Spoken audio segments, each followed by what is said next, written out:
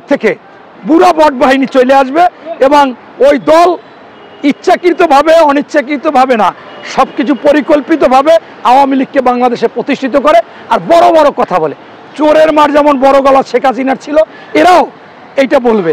আরে ভাই, আমরা তো মুফতি না, মুফতিরা বলতেছে যে এরা যে কথা বলছে যে কোরআন বিরোধী কথা, এরা যদি কেউ আল্লাহর সাথে শিরক করে যে জান্নাতে নিবে, তাহলে ও তো জাহান্নামী হবে, সে কীভাবে জান্নাতে নিবে? আপনারা একটা জিনিস লক্ষ্য করেছেন, বর্তমানে ফেসবুকে অসংখ্য বট আইডি করেছে এবং আমি এখন নিয়মিত ফেসবুকে পোস্ট দিতে ভয় পাই। কেন ভয় পাই? আমি যা কিছু লেখি মনে করে যে এই কথাগুলো একটি সংগঠনকে বলা হয়েছে। আমি বলি যে আপনারা ৭১কে স্বীকার করুন, ৯০কে স্বীকার করুন, ৭০কে স্বীকার করুন, আর ২৪কেও। এতেই আমি গালিগালাজ শুনি, এইটুকু লেখি, আর কিছু লেখি না। এখন আমি প্রত্যেকটা যখন পোস্ট করি, পোস্টের নিচে কমেন্টস করা লাগে, আমার প্রথম কমেন্টসটা করে দিই যে ভাই, আমি বিষয়ে যা বললাম এইটা ছাড়া যদি কোনো কেউ উত্তর দেন তা আমি মনে করব তাদের জন্মের ঠিক নেই।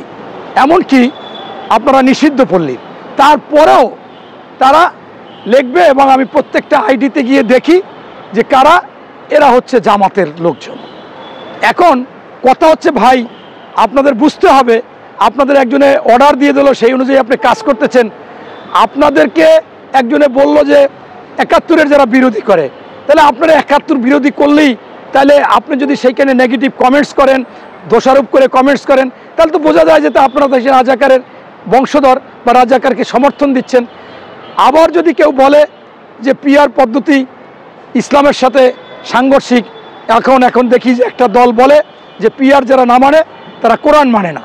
এই কথা বললেই ওই বট বাহিনী তারা, এটা আমি স্পষ্টভাবে বলতে চাচ্ছি এইটাই যে আজকে কোনো কিছু নিয়ে, স্বাধীনতা নিয়ে, আপনার যারা এই ইসলামের নাম ভাঙিয়ে কোরআনকে নিয়ে, জান্নাতকে নিয়ে এই ধরনের প্রশ্ন বা এই ধরনের কোনো কিছু পোস্ট করলেই তারা মনে করে তাদেরকে, অথচ তাদের কিন্তু নাম বলা হয় না, তাদের কিন্তু নাম বলা হয় না।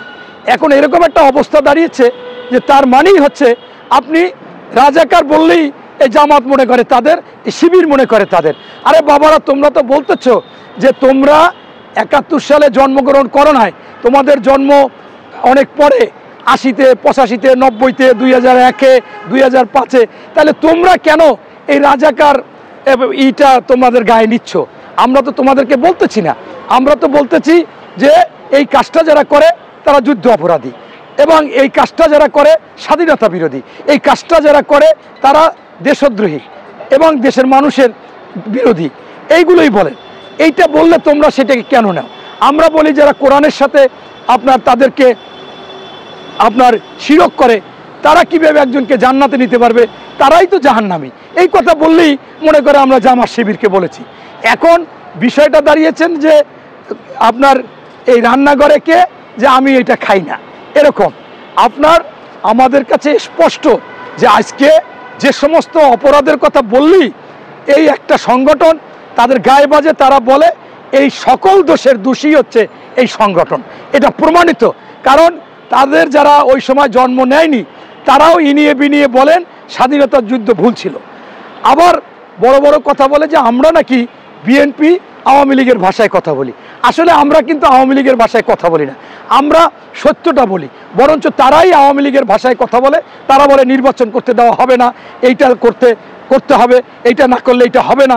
এই কথা কিন্তু আমরা বিএনপি কখনো বলি না, আমরা বলি যে যেটা যুক্তিযুক্ত সেইটাই করতে হবে। তাই আমি আবারও বলি যে আজকে একটি সংগঠন জামাত এবং শিবির, আমরা কোনো কিছু লেখলেই সেইটাই তাদের পক্ষে নিয়ে যায় এবং তারা এই বট আইডি দিয়ে করতেছে।